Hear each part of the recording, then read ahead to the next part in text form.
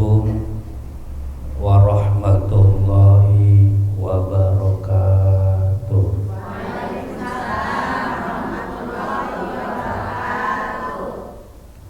Alhamdulillahi rabbil alamin wal aqibatu lil muttaqin wala udwana illa 'alal zalimin. Asyhadu an la ilaha illallah wa asyhadu anna Muhammadan abduhu wa rasuluh. Allahumma sholli ala sayyidina wa maulana Muhammadin wa ala alihi wa sahbihi ajmain, amma ba'du.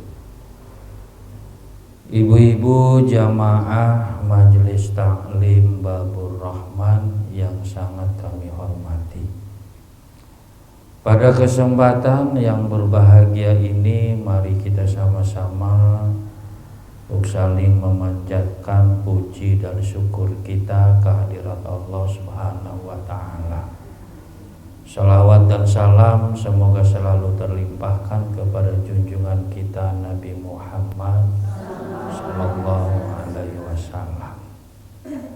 Ibu-ibu jamaah yang kami hormati, Allah Subhanahu wa Ta'ala telah berfirman di dalam sebuah Al-Quran, wa ma khalaqtul jinna wal insa illa liya'buduni, dan tidaklah aku ciptakan jin dan manusia kecuali hanya untuk ibadah kepadaku. Ayat ini menjelaskan kepada kita bahwa Allah menciptakan manusia itu semata-mata agar ibadah kepadanya. Ibadah-ibadah yang kita lakukan ini semua perintah Allah. Makanya apapun bentuk ibadah yang kita lakukan harus benar-benar dilaksanakan dengan penuh kesungguhan.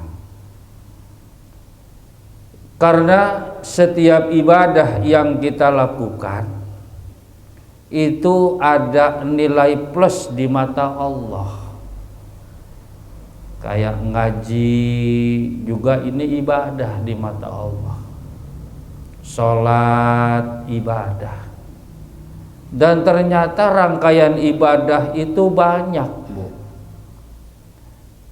Kita harapkan seluruh ibadah-ibadah yang kita lakukan ada nilai-nilai keutamaan, ada nilai-nilai plus di mata Allah. Karena kalau ibadah kita itu dilakukan penuh dengan ketulusan dan kemudian ada nilai-nilai keutamaan di dalam kita melakukan ibadah kepada Allah, maka Allah pasti akan memberikan imbalan berupa kebahagiaan kita kelak nanti di akhirat. Maka Rasulullah Shallallahu Alaihi Wasallam pernah memberikan satu pesan kepada kita, yang mana pesan ini adalah merupakan pesan yang sangat berarti buat kita. Kata Rasulullah, afdolul a'mal, ada beberapa amal yang ini ada nilai keutamaan lebih di mata Allah. Jadi seluruh amal-amal yang kita lakukan ada nilai keutamaan yang luar biasa. Mana amal-amal tersebut? Maka Rasulullah menjelaskan bahwa amal-amal yang ada nilai keutamaan lebih di mata Allah, yang pertama idkhalus sururi ala qalbil mu'mini. Apa amalan tersebut? Yakni memberikan kesenangan atau menyenangkan di hati orang-orang mukmin. Satu. Artinya memberi kesenangan, menyenangkan di hati orang mukmin itu termasuk ibadah lebih. Membuat orang senang itu lebih ada nilai keutamaan dan dihitung ibadah di mata Allah. Tuh.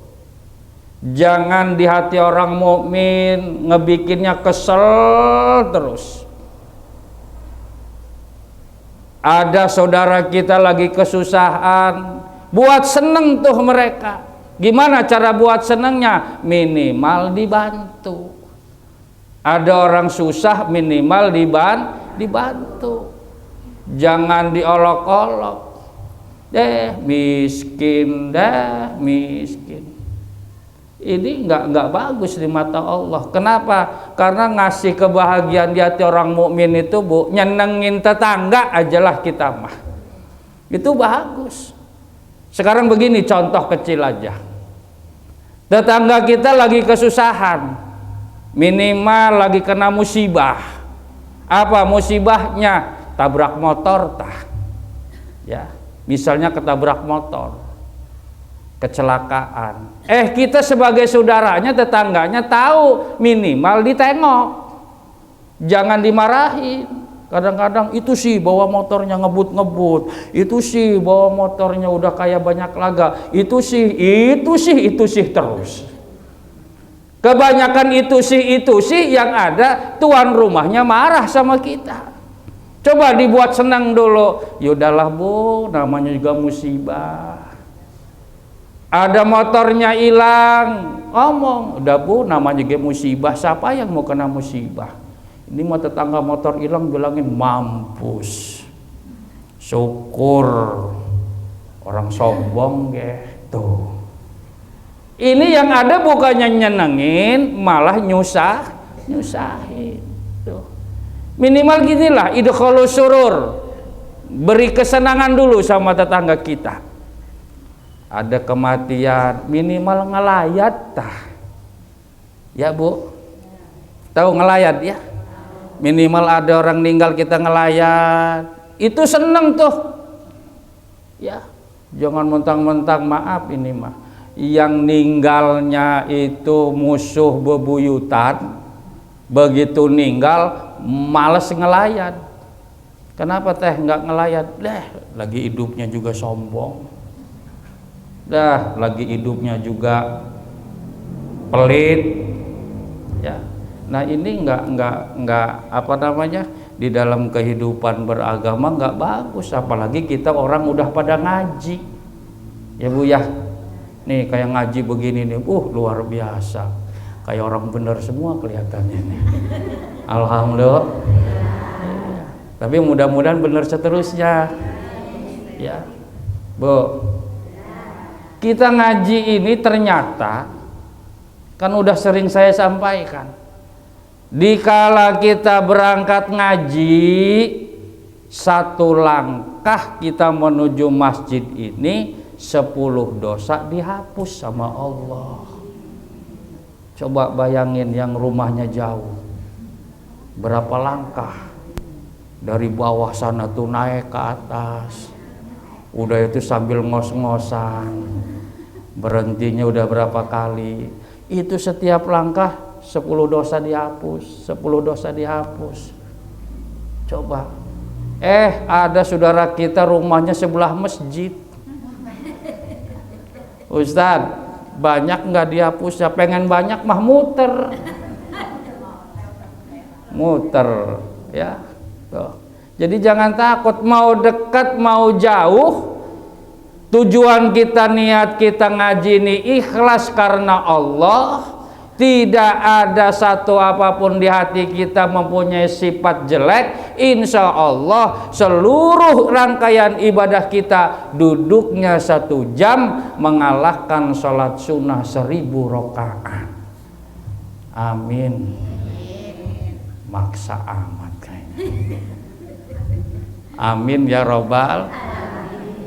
Ya ini calon penghuni surga semua. Tumben hari ini mah seragam tuh. Alhamdulillah. Kompak ya. Menunjukkan apa? Menunjukkan bahwa hati kita seragam di mata Allah. Nggak ada syirik, nggak ada dengki, ya, nggak ada sifat hasud.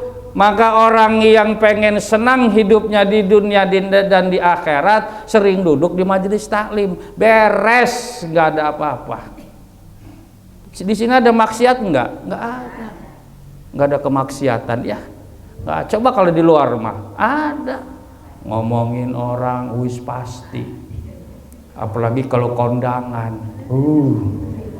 Kondangan kesiangan, cerita, Bu, saya mah kondangan siang tadi datangnya, iya, terus saya kira mah ayam kali mah laos katanya. Amalan yang utama di mata Allah kata Nabi, au yaksifu anhu karba, apa? Menghilangkan kesusahan dalam hidupnya.